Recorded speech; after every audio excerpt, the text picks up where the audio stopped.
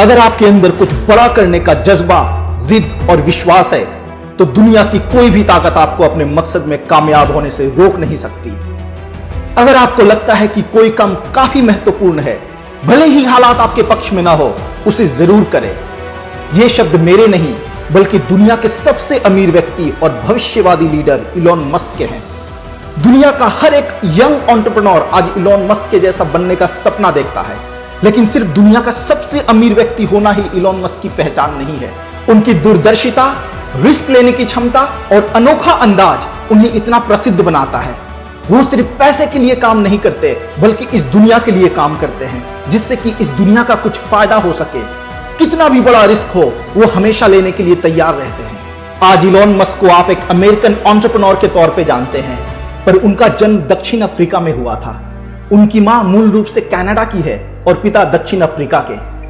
बचपन में इलॉन शांत और अंतर्मुखी थे, अक्सर स्कूल में, इसलिए वो बदमाशों का टारगेट होते थे।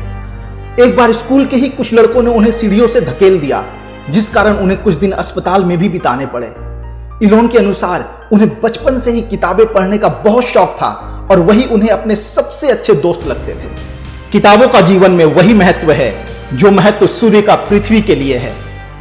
किताबें आपको मानसिक और भावनात्मक रूप से बढ़ने में मदद करती हैं। किताबें न सिर्फ आत्मविश्वास का निर्माण करती हैं बल्कि आपकी कल्पना शक्ति को भी बढ़ाती है।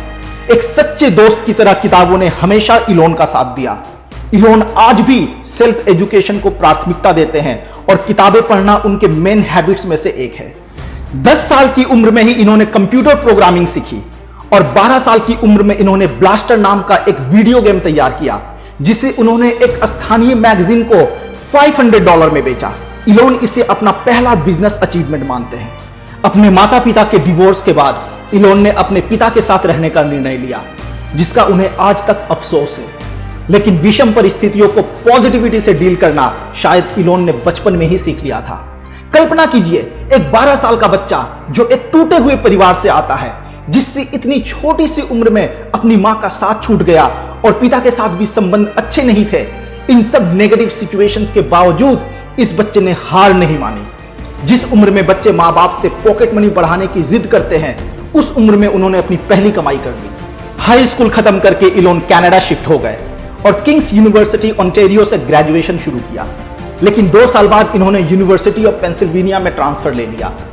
1995 में ग्रेजुएशन खत्म करने के बाद स्टैनफोर्ड यूनिवर्सिटी में उन्होंने डॉक्टर ऑफ फिलॉसफी के लिए एडमिशन लिया। लेकिन इलॉन जानते थे इंटरनेट का जमाना आ चुका है और अब नाउ और नेवर वाला समय है। इलॉन ने 2 दिन में ही पीएचडी छोड़ दी और अपने भाई किम्बल के साथ 1995 में अपनी पहली टेक स्टार्टअप Zip2 की शुरुआत की। शुरुआती फंडिंग उन्होंने अपने पिता से ली और बाद में एंजल इन्वेस्टर्स के इन्वेस्टमेंट के साथ उन्होंने कंपनी को आगे बढ़ाया। महज 4 साल में उन्होंने Zip2 को एक सक्सेसफुल स्टार्टअप में बदल दिया। शुरू से एम्बिशियस इलॉन ने जब कंपनी का सीईओ बनना चाहा तो बाकी बोर्ड मेंबर्स को यह प्रस्ताव स्वीकार नहीं हुआ। इलॉन को यह बात अच्छी नहीं लगी। उन्होंने 1999 में Zip2 को $307 मिलियन की भारी कीमत पर कॉम्पैक्ट कंपनी को बेच दिया। इलॉन को अपने 7% हिस्से के $22 मिलियन मिले और 28 वर्ष की उम्र में वो बन गए एक मिलियनियर। लेकिन मिलियनियर बनना ही शायद इलॉन की मंजिल नहीं थी। उन्हें कुछ और बड़ा करना था और वह पॉसिबल हुआ उनके अगले बड़े स्टार्टअप X.com से। X.com दुनिया का पहला ऑनलाइन बैंक था जो कि फेडरल डिपॉजिट इंश्योरेंस कॉर्पोरेशन के द्वारा इंश्योर किया गया। यह एक ऑनलाइन फाइनेंशियल सर्विस की कंपनी थी जिसे आगे चलकर कॉन्फिनिटी में मर्ज कर दिया गया और जिसे कुछ समय बाद पेपल नाम दिया गया। जी हां, वही पेपल जो आज दुनिया की सबसे बड़ी ऑनलाइन फाइनेंशियल सर्विसेज में से एक है। 2002 में पेपल को दुनिया की सबसे बड़ी ई कॉमर्स कंपनियों में से एक ईबे ने खरीद लिया। पेपल की डील के बाद इलॉन मस्क को $165 मिलियन मिले, जो कि इलॉन मस्क की अब तक की सबसे बड़ी डील थी। इस डील को उन्होंने उनके करियर की सबसे बड़ी उपलब्धि कहा। ईबे की डील के बाद अगर इलॉन चाहते तो आराम से रिटायर होकर अपना जीवन जी सकते थे, लेकिन वो कोई आम आदमी नहीं है। ऐसे ही उन्हें इनोवेटर और गेम चेंजर नहीं कहा जाता। निरंतर विकास और प्रगति के बिना उपलब्धियां और सफलता का कोई मतलब नहीं रहता। एक ट्रू एंटरप्रेन्योर की शायद यही खासियत होती है कि वह निरंतर एक नए आइडिया और बिजनेस के बारे में सोचता रहता है। खुद इलॉन ने एक इंटरव्यू में कहा, पेपल से मिले पैसों को उन्होंने 3 भागों में इन्वेस्ट किया। 100 मिलियन स्पेसएक्स में, 70 मिलियन टेस्ला मोटर्स में और 10 मिलियन सोलर सिटी में। पेपैल से मिले सभी पैसों को इन्वेस्ट करने के बाद उनके पास कुछ भी नहीं बचा और कुछ दिनों के बाद उनके हालात इतने बुरे हो गए कि उन्हें मकान के किराए के लिए भी किसी से पैसे उधार लेने पड़े। उनके सभी वेंचर्स इशारा करते हैं कि वो सालों आगे का सोचते हैं। उन्होंने एक इंटरव्यू में कहा, भविष्य में सब कुछ इलेक्ट्रिक होगा।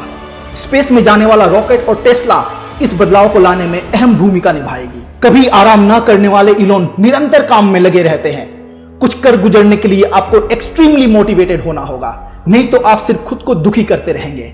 इलोन कहते हैं कि लोग तब बेहतर काम करते हैं जब वो जानते हैं कि लक्ष्य क्या है और क्यों है।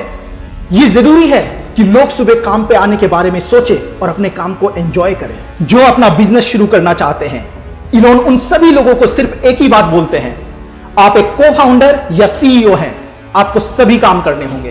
कोई भी काम छोटा नहीं समझा जा सकता, यहां तक कि सफाई का काम भी। बीबीसी के एक इंटरव्यू के दौरान इलोन से प्रश्न पूछा गया कि उनकी सफलता का राज क्या है। उसके जवाब में उन्होंने जो कहा, इससे यह बात समझ में आती है कि इलोन मस्क का बिजनेस के प्रति एटीट्यूड यानी व्यापार और अपने काम को लेकर उनका नजरिया बाकी लोगों से कितना अलग है। प्रश्न के जवाब में इलोन ने कहा कि वो ये नहीं जानते उनके पास कितनी संपत्ति है, उनके पास कितने नोट के बंडल पड़े हुए हैं। इसे ऐसे देखना चाहिए कि टेस्ला, स्पेसएक्स और सोलर सिटी में उनकी हिस्सेदारी है और बाजार में उस हिस्सेदारी की कुछ कीमत भी है, लेकिन पैसा कमाना उनका मेन लक्ष्य नहीं है।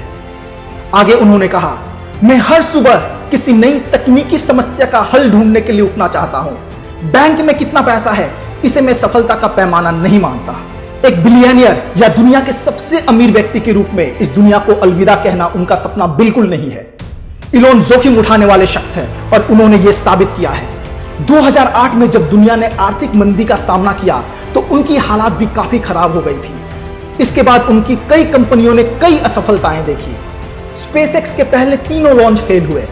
टेस्ला में भी उत्पादन से जुड़ी कई समस्याएं आती रही और इलोन तंगी में फंस गए। एक वक्त ऐसा भी आया जब उन्हें अपने खर्चे के लिए अपने दोस्तों से पैसे उधार लेने पड़े।